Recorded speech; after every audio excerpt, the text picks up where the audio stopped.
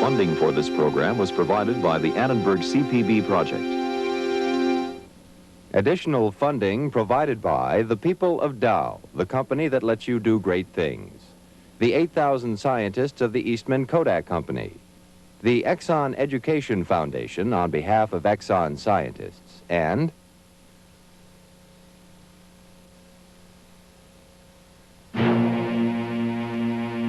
corrosión. La corrosión involucra una transferencia de electrones. Las baterías producen corriente eléctrica. ¿Cómo? A través de reacciones químicas que involucran transferencias de electrones. ¿La corriente eléctrica puede separar el agua en hidrógeno y oxígeno? Sí, por medio de un proceso de transferencia de electrones. Las reacciones químicas pueden producir corriente eléctrica.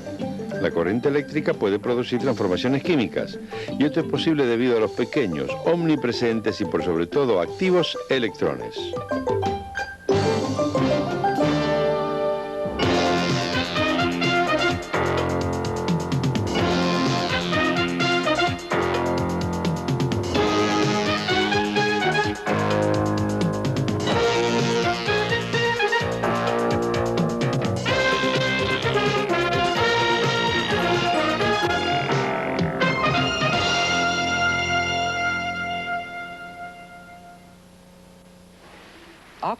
El oxígeno fue descubierto hace unos 200 años por Shell, Priestley y Lavoisier.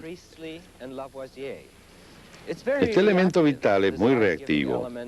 En contacto con él, las cosas se queman y los metales reaccionan. A esto se le dio el nombre de oxidación. Luego se descubrió que muchas otras reacciones químicas en las que no necesariamente tomaba parte el oxígeno compartían con la oxidación algo más fundamental, la transferencia de electrones.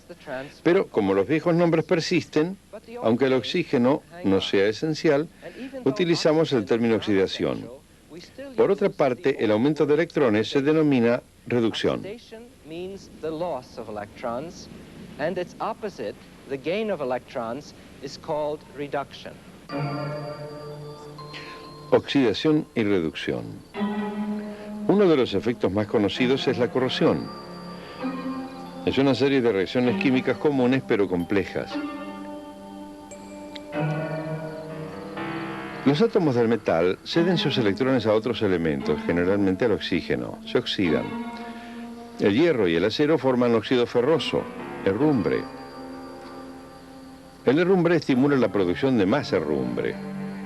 En el final, no quedan átomos de hierro. Pero la corrosión metálica no siempre termina en la destrucción inevitable. En realidad, cuando algunos materiales se corroen, el producto formado detiene la corrosión ulterior.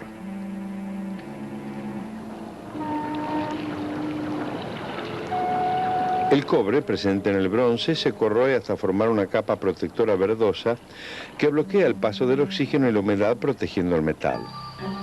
El aluminio se corroe hasta formar óxido de aluminio, una fuerte capa que detiene la corrosión ulterior. Pero la oxidación del hierro y del acero crea problemas especiales. Se gastan miles de millones de dólares por año para tratar de frenarla. Una forma obvia es mantener el oxígeno y la humedad alejados del metal. Esa es una de las razones para la aplicación de pintura. Pero la corrosión se produce en muchos lugares que no se pueden proteger con una capa de pintura. El agua caliente que circula por los caños del interior de las calderas tiene una temperatura extremadamente alta.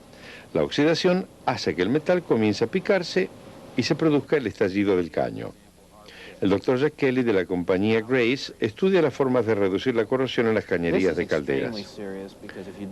Es sumamente serio porque si el caño comienza a picarse, se pierde cada vez más metal. No hay tratamiento químico que pueda restituirlo. Hay que reemplazar el caño. En este caso, el proceso de corrosión primaria involucra el oxígeno que interactúa con los iones de hierro de la superficie. Y de esta forma, lo oxida y después lo remueve.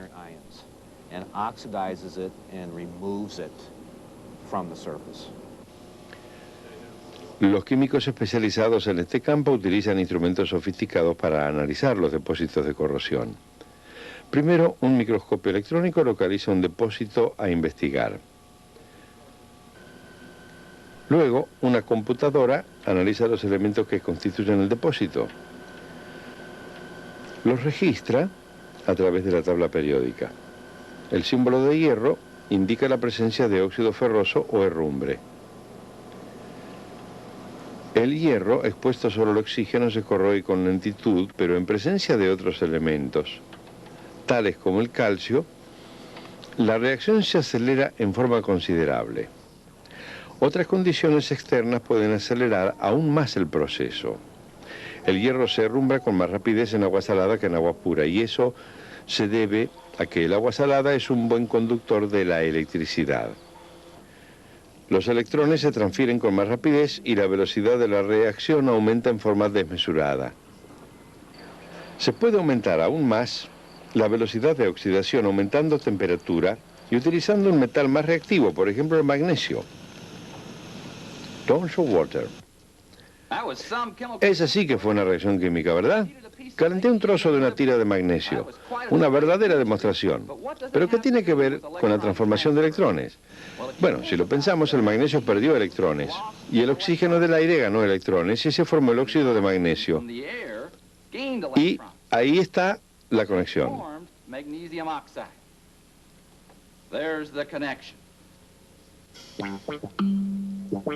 Aquí tenemos otro ejemplo de oxidación y reducción.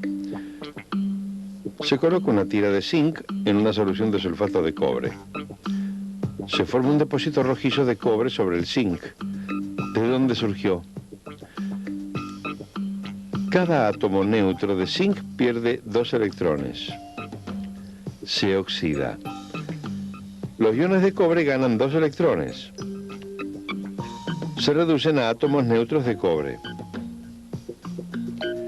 No se producirá la reacción inversa, pues el zinc pierde electrones con más facilidad que el cobre.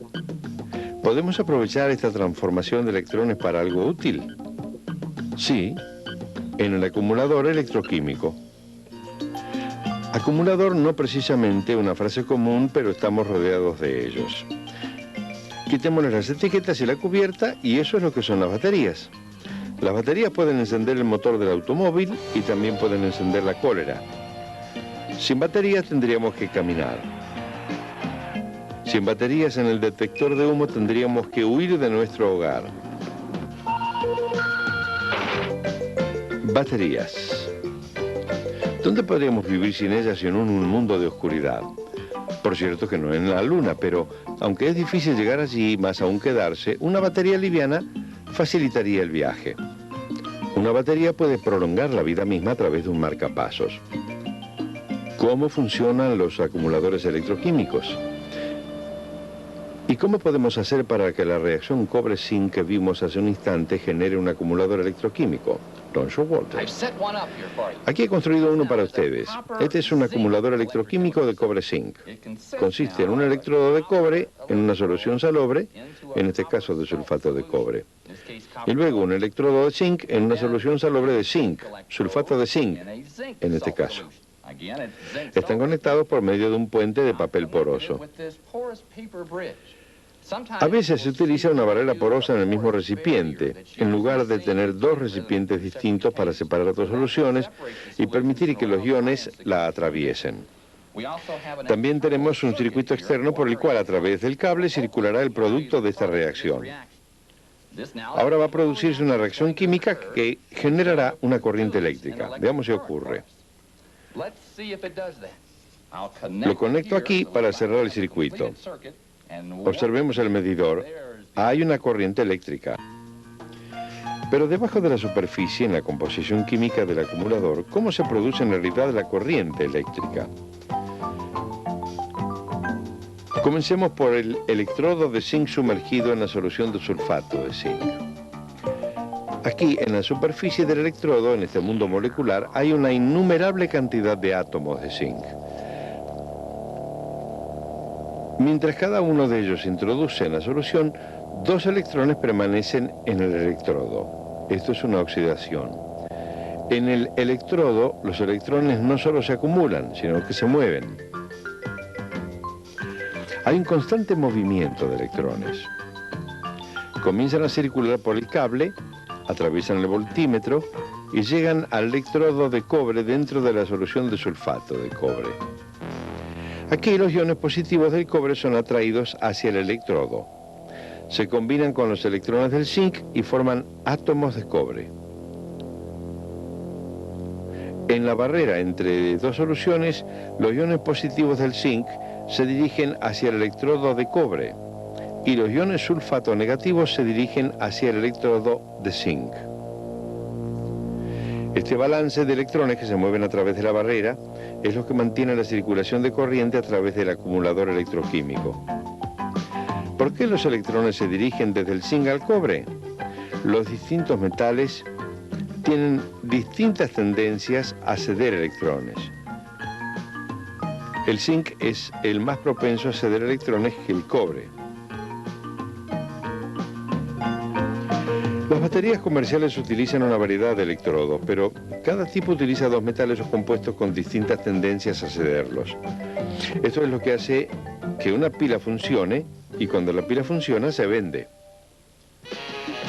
At Duracell, the race to be the best, to be the king of the road, goes on and on. What's the longest lasting battery you can buy? I'm gonna surprise ya! New Energizer! Sound surpriser! New Energizer! You topped the test! New Energizer was best! Lasted longer than all! No battery lasts longer. New Energizer. Aye. Abundan las demandas por una mayor duración y energía. La tecnología puede avanzar gracias a la competitividad, pero a veces un avance científico puede surgir de una fuente inverosímil. Hace varios años este inventor tuvo un extraño sueño, prolongar la vida humana. Wilson Gretbach. Renuncié a todos mis empleos y con $2.000 en el granero detrás de mi casa construí 50 marcapasos en 2 años. Visité a todos los doctores de Buffalo que trabajaban en ese campo con un resultado negativo. La respuesta era: esta gente morirá a lo sumo en 1 año. No puede hacer mucho por ellos. ¿Por qué no trabaja en mi proyecto? Cuando le hablé al doctor Shardak sobre la idea del marcapasos, fue el único que creyó que en verdad tendría un futuro. Me miró en forma extraña y luego de caminar de un lado a otro por la sala un par de veces dijo: ¿sabe algo? Si puede hacer eso, salvará unas 10.000 vidas por año. En 1958, un equipo médico implantó el primer marcapasos, pero en los años siguientes hubo un gran problema. Luego de los primeros 10 años, obteníamos de 1 a 2 años con el marcapasos, un promedio de 2 años, y el mecanismo que fallaba era siempre la batería. No se agotaba, fallaba. El organismo humano es un medio muy hostil, peor que el espacio, peor que el fondo del mar. Ustedes tratan de hacer cosas en un medio de agua caliente salada. Los primeros marcapasos no se podían sellar herméticamente, por eso la batería no funcionaba. Bueno, luego de 10 años la batería resultó ser la causa principal de falla. Buscamos en las fuentes nucleares, biológicas, permitiendo al organismo generar su propia electricidad. En las baterías recargables de mercurio perfeccionadas. Y al fin encontramos esa batería de litio que revolucionó en verdad la cuestión del marcapasos. Fue más significativo que el progresivo invento. Doctors have told me that the introduction of the lithium battery to pacemakers was more significant than the invention of the pacemaker in the first place. Desde sus orígenes, las nuevas aplicaciones de la batería de litio se han expandido más allá del primer uso especializado. Algunas compañías están impulsando la tecnología del litio dentro de los grandes mercados de consumo. Peter Clark es científico de Ultra Technologies, subsidiaria de Kodak. Básicamente nuestra batería de litio opera en la misma forma que las baterías elementales que conocemos. Bueno, eso es una batería con 2 electrodos. Está el ánodo, que está hecho de metal litio, y el segundo cátodo de dióxido de manganeso. También necesitamos una solución electrolítica en la que están inmersos los electrodos, cuya tarea es permitir el flujo de iones de un electrodo a otro. La otra parte importante es el separador, que consiste en una membrana suspendida entre los 2 electrodos, y su tarea es permitir el paso de iones a través de él, pero evita que los electrodos se toquen. Si esto sucede, hay un cortocircuito y la batería no funcionará. El litio es un metal muy liviano, pero también muy reactivo. se oxida con facilidad.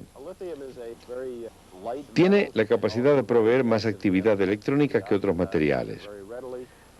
Por eso puede proveer mucha más cantidad de energía eléctrica por unidad de volumen o por unidad de peso, ya que es un material liviano. Y eso lo hace muy codiciado para las baterías, porque hoy en día todo el mundo requiere más energía, menos peso y más espacio. El litio es realmente un artífice de todo ello.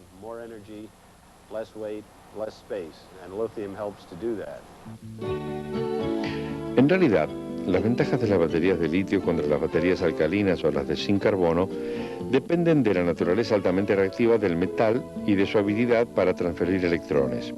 Entonces, mientras la pila común produce una tensión de 1,3 voltios, la batería de litio produce 3,4 y tiene el doble de duración que una batería alcalina.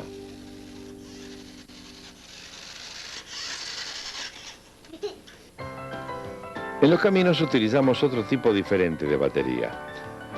Son las que encienden el motor de nuestro automóvil y lo mantienen en funcionamiento de costa a costa, ayer y hoy, y mañana, tarde y noche. Hay un amplio rango de etiquetas, pero todas son acumuladores de plomo. Y son diferentes de las baterías de los acumuladores que hemos visto hasta ahora. En principio, cada una contiene varios acumuladores.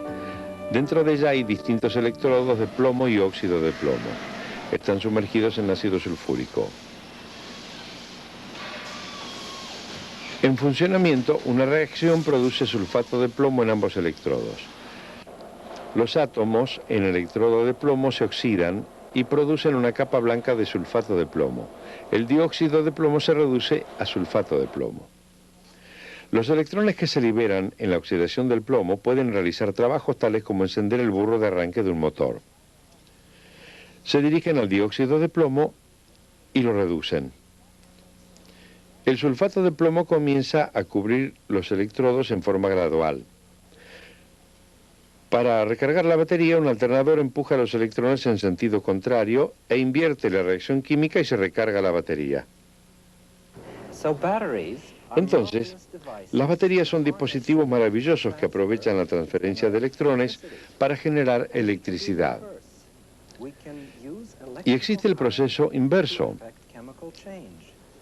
Se puede utilizar la corriente eléctrica para producir cambios químicos. Permítanme mostrarles. Esto es electrólisis. Lo que he hecho es enchapar un cobre, una cuchara de plata.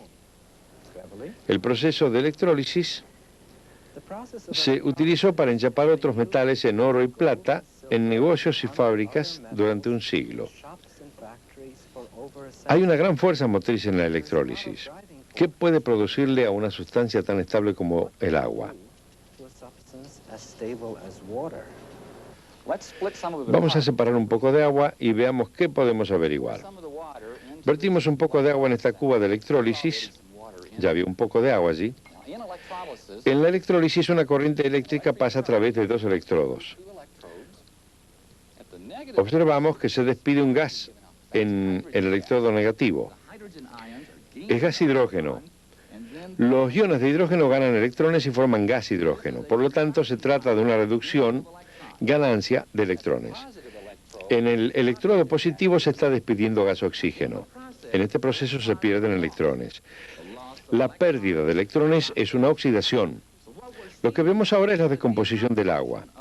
Lo que hemos hecho es tomar energía eléctrica y convertirla en energía química. Electrólisis.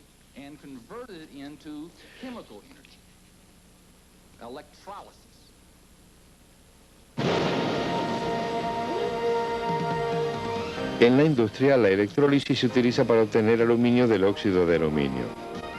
En esta fundidora, la corriente eléctrica circula a través de las pilas dispuestas lado a lado. El óxido de aluminio se disuelve. Las pilas están conectadas con un electrodo de carbono que actúa como cátodo. Se introduce un ánodo de carbono en la solución y se aplica una corriente continua. La corriente convierte el ion de aluminio en metal aluminio que está depositado en el cátodo.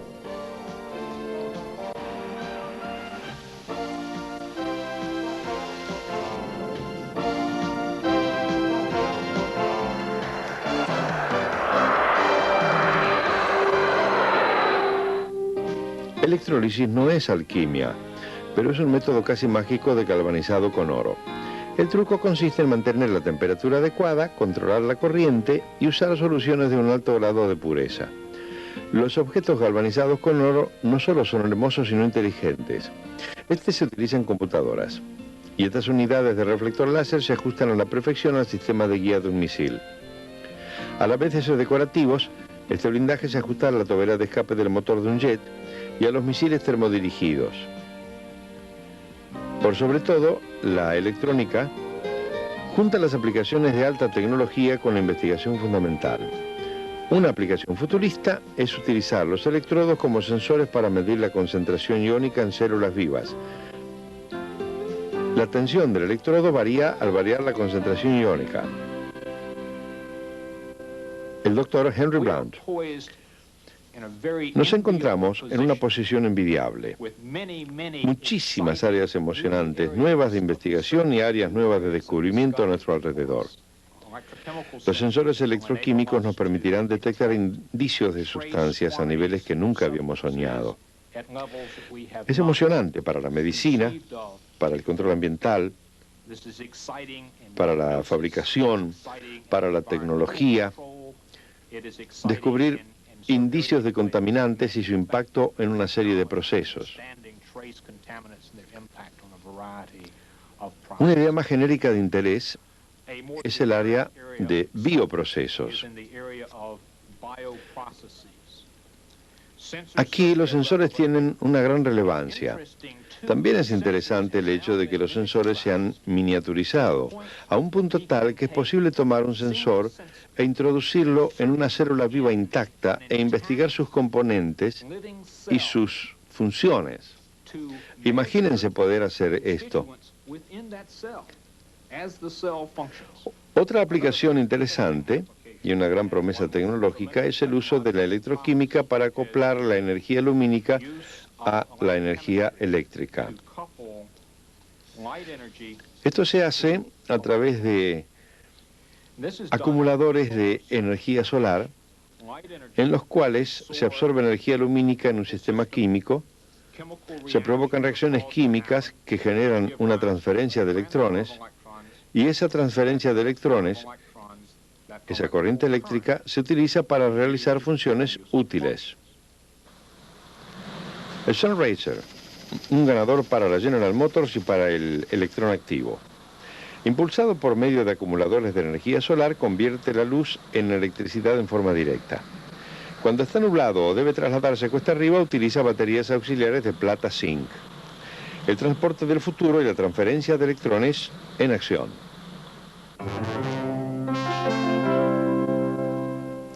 En resumen, las reacciones de oxidación-reducción involucran una transferencia de electrones. La transferencia de electrones se produce en la corrosión cuando los metales se oxidan y se reduce el oxígeno.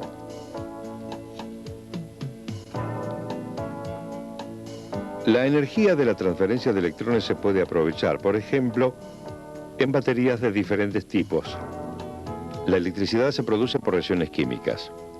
En el laboratorio, en el acumulador electroquímico de cobre-zinc, el zinc del electrodo de zinc ingresa a la solución en forma de iones. Los electrones transferidos se dirigen al electrodo de cobre por el exterior. Se emplean diferentes tipos de electrodos porque los diferentes metales y compuestos tienen una mayor o menor tendencia a ceder o aceptar electrones. El electrolito permanece eléctricamente neutro debido a la migración de iones. En tanto que las fuerzas químicas generan corriente, el proceso inverso también es posible. La corriente eléctrica produce transformaciones químicas. Los electrones de una fuente de corriente continua pueden descomponer el agua en hidrógeno y oxígeno. La reducción sucede en el cátodo, donde se produce hidrógeno. La oxidación sucede en el ánodo, donde hay oxígeno.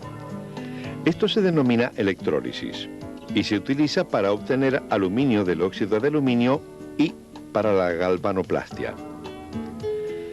El fenómeno de transferencia de electrones es omnipresente y emocionante. Es el corazón de las invenciones presentes y futuras.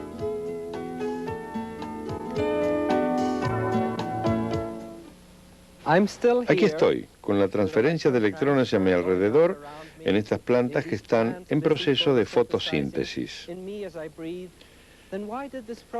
¿Por qué este programa se concentró tanto en la electrólisis y en las baterías? La razón es que en estas aplicaciones de la transferencia de electrones, los electrones estaban implícitos, estaban bailando en público. Podíamos presentarlos, podíamos verlos salir. En otras ramas de la química, los movimientos de electrones pueden estar opacados. Es muy difícil adherir un electrodo a una tira de magnesio en combustión o a nuestras pilas mientras el cobre se convierte en ion cobre más 2. Pero hay otra razón. La generación y transmisión de electricidad fue nuestra primera forma de transportar energía. Impulsa cualquier máquina que tengamos. Sale de casi todas las paredes. Entonces, lo que intentamos hacer fue convertir otras formas de energía, calórica, lumínica, química, en electricidad. No sucedía así hace un siglo, cuando el transporte de materias primas, carbón, madera, petróleo, era el interés principal, lo que llevó al desarrollo del barco a vapor y del tren. Puede no ser así dentro de un siglo, en el que, según creo, el transporte de ciertos químicos tales como el hidrógeno y de la luz será la forma de transportar energía. Pero en ese momento la química y la electricidad son las formas de hacer mover esos electrones.